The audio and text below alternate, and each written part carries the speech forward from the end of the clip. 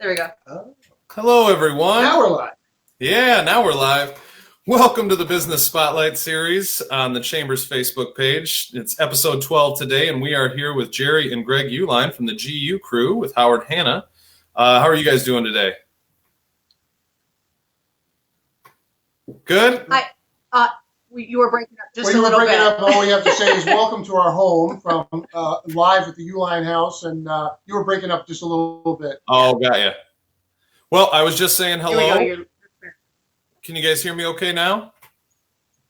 Yep. You can now. Sounds great. That's the joys of the internet, right?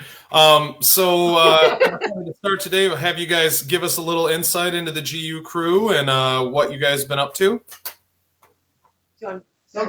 Okay, so Greg and I formed a team approximately 3 years ago, Terrace. I used to be a single agent with Howard Hanna in Ann Arbor. Started out my career there. Had a good 4 years in. Greg was the manager at the Chelsea Howard Hanna, for the folks that don't know our story.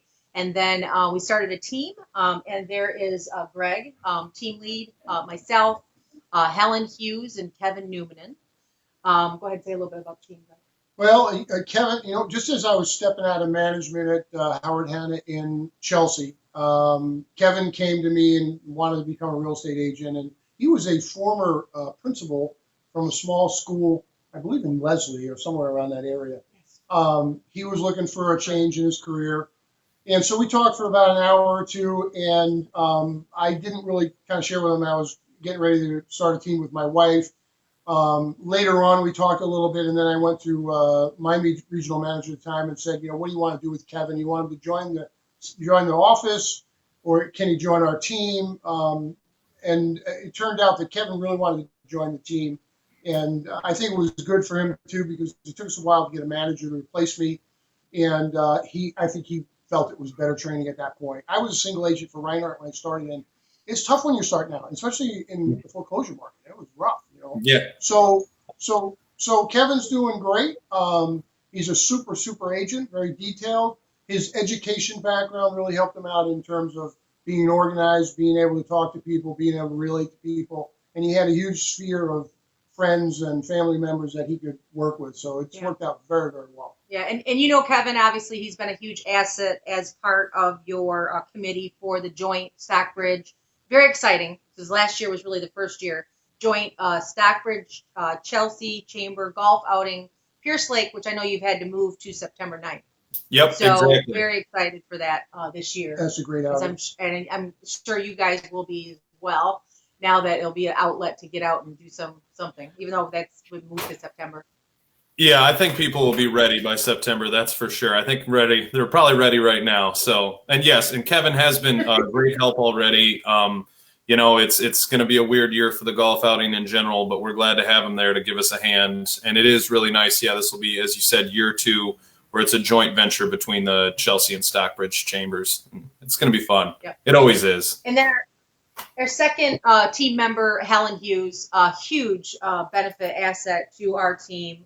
Great gal, Chelsea resident, working at Cleary's Pub for a long time. I think it's been over 12 or 13 years. She's been there a long time. Yeah. So wow. Really well, great community member. Kids go to the Chelsea schools. Yeah.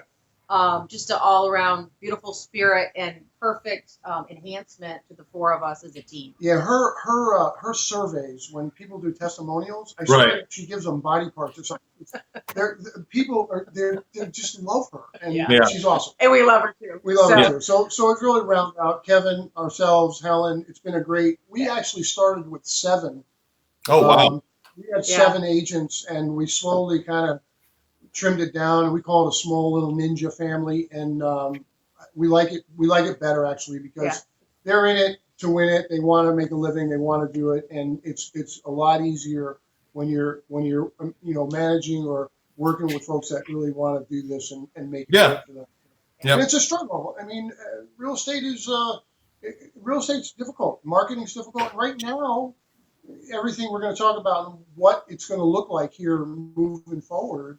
Yeah. A lot has changed since we went to quarantine. I mean, you can see it for the things that you're doing for the chamber, and so a lot of things been molded and remolded.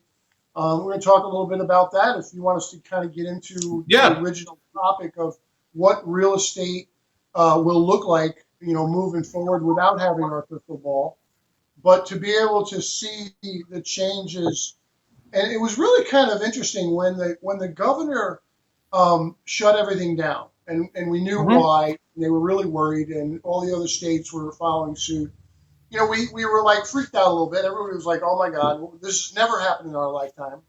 I think my grandfather lived through the first one, but never talked about it. And he lived, obviously. So when everything got shut down, it really gave us an opportunity to kind of reflect on what we were going to be doing. So it gave us time to look at, how we're going to go to market when we finally do.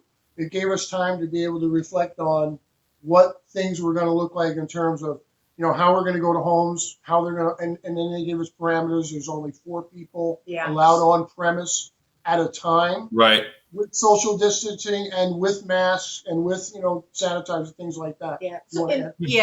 Just what I want to add, Terrace, is Greg and I, because we've had a ton of experience in sales in different careers over our lifetime. Right. We bring a lot to what we do. And in that, when you're someone that has been in sales for so long, you already know the shifts. They're going to happen. So for us, we actually been preparing for a shift, and I know the buzzword now is pivot. We've been preparing for this shift pivot probably about a year ago. Yeah. So it's something that we sit down as a team, we had talked about. And so focusing on the things that we needed to, now obviously we didn't recognize this was going to happen. Right. So we threw into that preparation the virtual piece of it, like the Zoom meetings and the taking our marketing to a level where our clients will appreciate the investments that we've made. Sure. Yeah, you have the whole "Staying Home for You" campaign. It's gone twofold. We have one of our clients that's in healthcare industry, and he helped us out to try to get us equipment that we were unable to find because we couldn't buy it. Masks, things like that. I know people were making them, but we wanted a better grade. Gloves, things like that we were having a hard time accessing. Sure. So we were really kind of building this world that was going to be the future.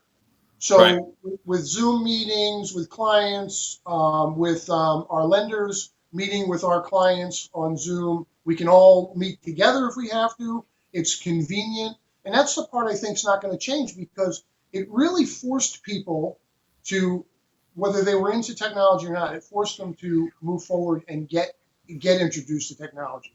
Yeah. So I think that part's going to remain for a long time, because now, I said this earlier, now our lender, when we call her, she can talk to our clients that have 3-4 kids. They got to go to bed. They can talk at 9 o'clock at night, face to face, and get through the stuff that they might have had to meet at 3 or 4 in the afternoon at the office or at their home, whatever. So I think that part's a plus.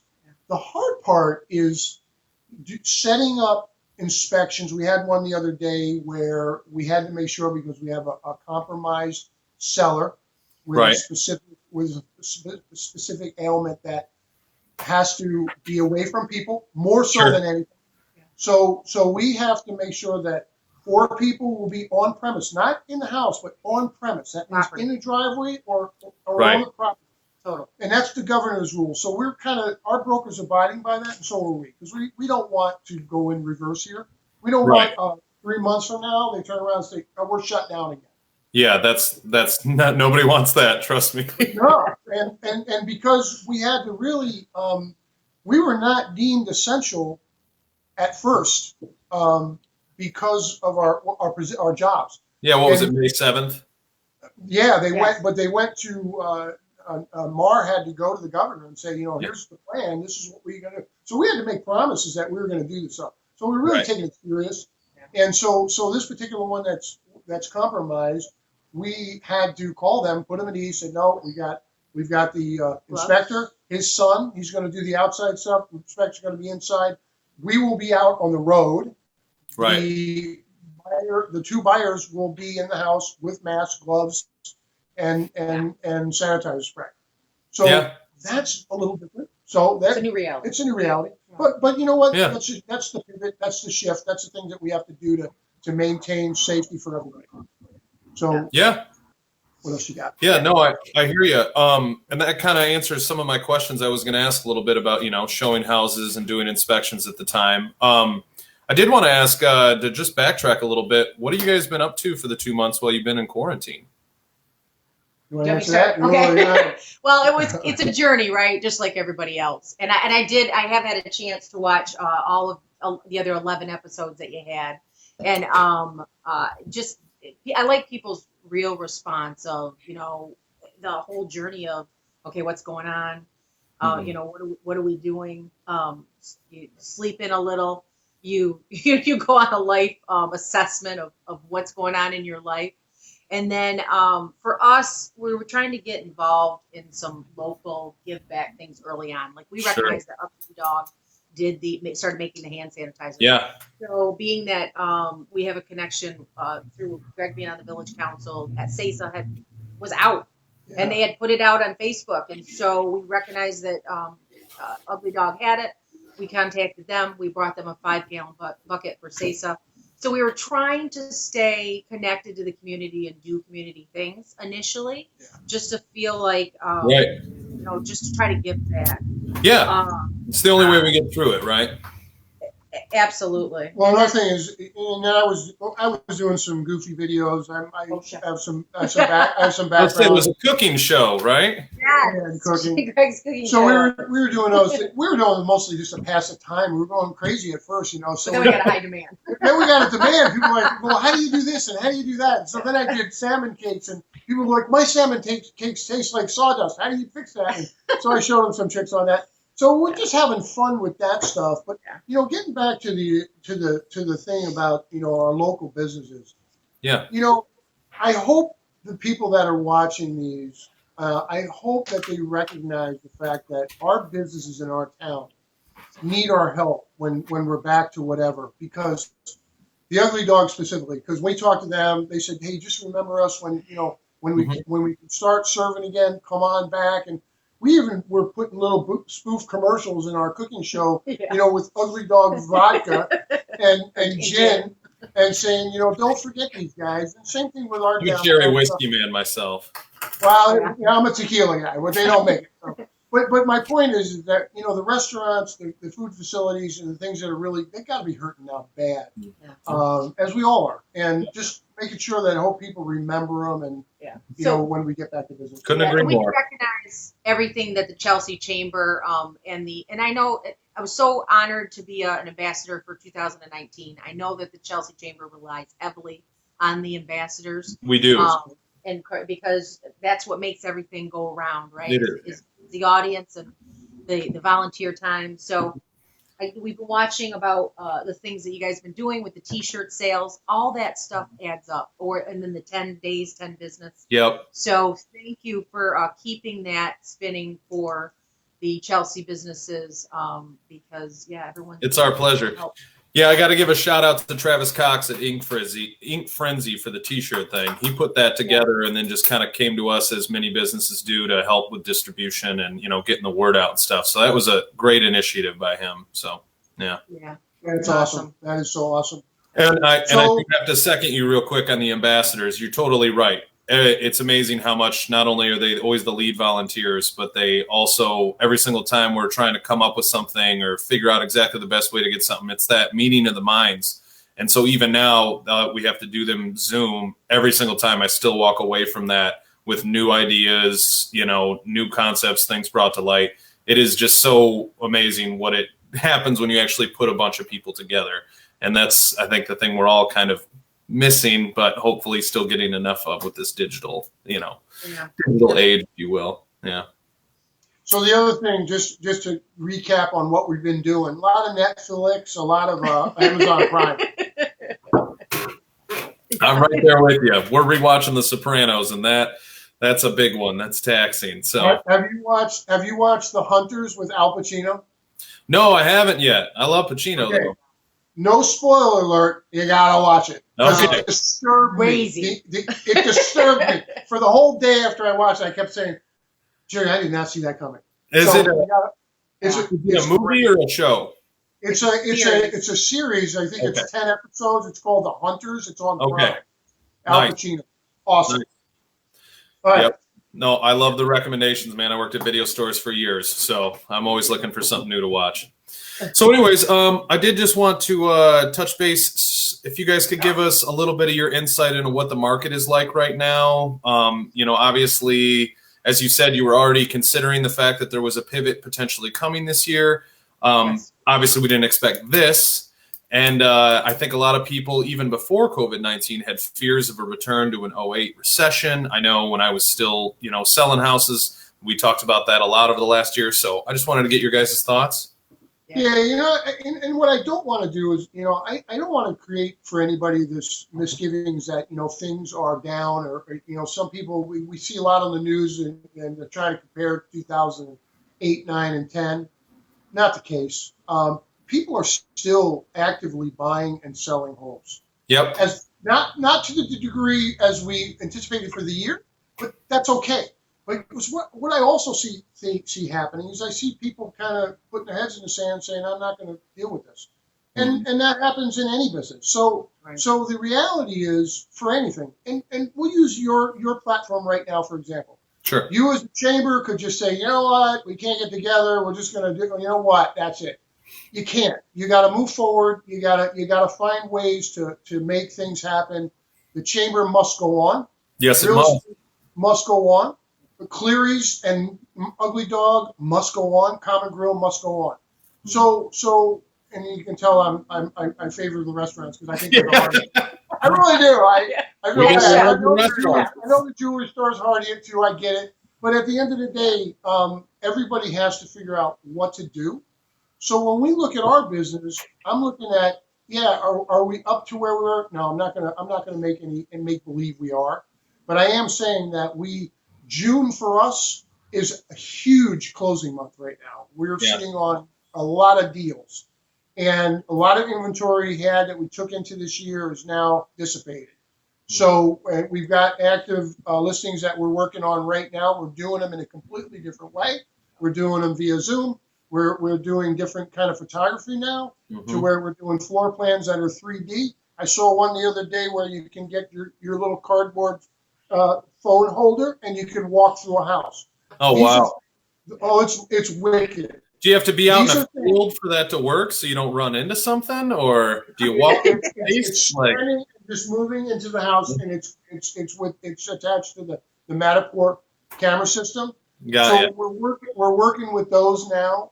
We've got a company that we've been dealing with, and we had multiple conversations on what we expect from them. Right. We are really particular about photography. Even when we could go to properties, we were very, very meticulous on who we use, how we use it, whether it be overhead, whether it be in the home. Yeah. So this is going to springboard people to being able to really up their game in what they're producing for those folks that are going to sit home. Again, here's the other thing that's going to be good for sellers. They're not going to have to tolerate the looky-loos, so they leave their house for an hour, get the kids out, get the dogs out, clean the house, because now we can have a full-blown platform for them to look at every nook and cranny for 360 in every room of the home. Right. So that's the evolution to what I think is happening, and there's more to come. So, and are you guys also having your buyers, are you recommending that they do their kind of drive-by beforehand before they ask you to go see it as well, too? We've always done that. Are you stressing it more right now than maybe you have?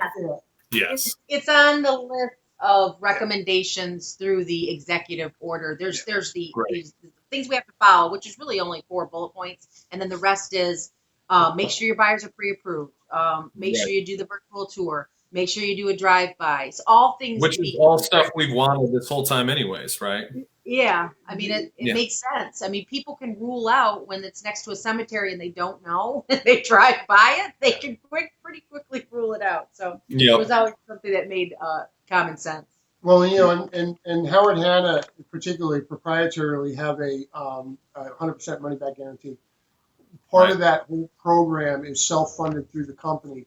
That's being more used now than ever before because some people are buying homes sight unseen. Right. So, and that guarantee, I know there's some stipulations based on Howard Hanna. I get all that. That's there for a reason. but at the end of the day, it is a good system for people to use. Buy before sell is another good one because of the way, and it's real similar to old bridge loans, but it's a self-funded Howard Hanna product that you can market. You can market the home at the time when you're doing the product. Right. So my thing is that we're using these more and more because we want people to feel comfortable with buying the home. So if they're not going in live, they've got to know there's a back door here that's going to protect me in case something goes wrong. Yep. Because we're in this new world. Now, have they come up with anything as far as inspections to that degree where these people are, as you say, buying a house without ever even setting foot in it? Are you still seeing an inspector would go in and still deliver them a report, or are people just skipping inspections, or what's happening there? One of the gentlemen, and you already mentioned, or he had mentioned his name earlier, Ken Baker is a big inspector of ours. Great reputation, knows the area. Ken has been going in, and he's just required, like we are, mask, gloves. Yeah. There's a preparation that the sellers make where they turn on all the lights, they open all the doors, they have everything ready. So we kind of all work as a team, but inspections still need to occur. I 100% agree, and that's what I was wondering. Yeah. But I want to allude to one thing. We try not to make the inspection the visitation, because people have to invest money to do that. It's a pretty expensive showing at that point. Yeah. So we do everything we possibly can to either get them in there somehow, some way, if it's possible, with the seller's permission, safely. Last resort is sight unseen. We've got one that we're doing that from some folks up north. Yeah. I think it's going fine. I think it'll be closing. We're past inspection. We're just pending on a finance right now, but nice. But there are those, and we have to manage those by very carefully. Yeah. But great question. Yeah. So I wanted to end on something kind of awesome here. You guys, they're going to be choosing the winners in June, but you've been nominated for an award. Do you want to tell us about that?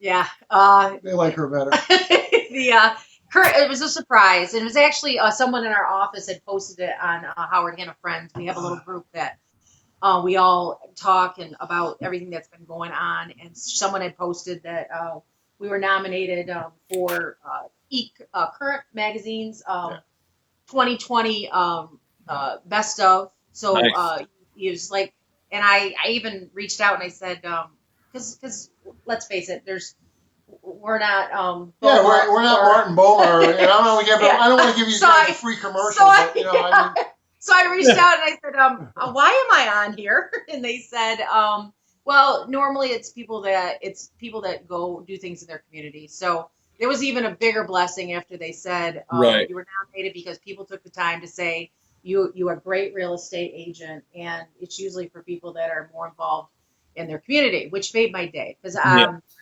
it made sense. She's more likable. I do a lot of volunteering. So I was going to say, anybody that knows you well would never argue your community involvement. That's for sure. Thank you. Yeah. So it meant everything to me. So we'll see. They pick a winner and a runner-up, but to tell you the truth, I am just so excited about being nominated. It was so cool. So and that's Current Magazine? Yes. Okay, you know what? We'll make sure and throw that into the comments after the video here, so people can go in and vote if they'd like. Yeah. The voting actually ended May 15th. The vote ended. So now it's just now they're collecting the votes, and but thank you. Okay, that's fine. So I want to end on one thing too, Terrence. I really appreciate what you're doing for the chamber. As I said earlier before, thank you. Great format. We really appreciate you having us on here. I know there's a lot of folks that do what we do. Hopefully the information we gave was helpful. And if anybody ever has any questions, they can reach out to us anytime. We're smothered all over everywhere. You can get. We put your website in the comments as well. We appreciate that as well. Right. So and congratulations as the new director of the Chelsea Chamber. Doing things like this is very awesome. Yeah. And it's kind of got to be weird for you making this transition and this super happening. Weird. Everybody's like, "What's going on?" Well, I had 2 weeks. I had 2 weeks before it. Chelsea Chambers no slouch. It's gone a long way. Oh yeah. I know Bob took it. Monica did her share. You got what you got to do, and you're doing a great job. So we appreciate. Thank you guys. We appreciate it. So much. Yeah. All right. Well, thanks for coming on. I just want to say thank you to Shasta Grifka and Grifka Marketing, as always, for sponsoring and facilitating this for us. Thank you to Geri and Greg with the GU crew. And everybody, we'll be back next Wednesday, as we are every Wednesday at 3 p.m. And we'll see you all then. Thanks. Thank you. See you guys. Thank you. Bye.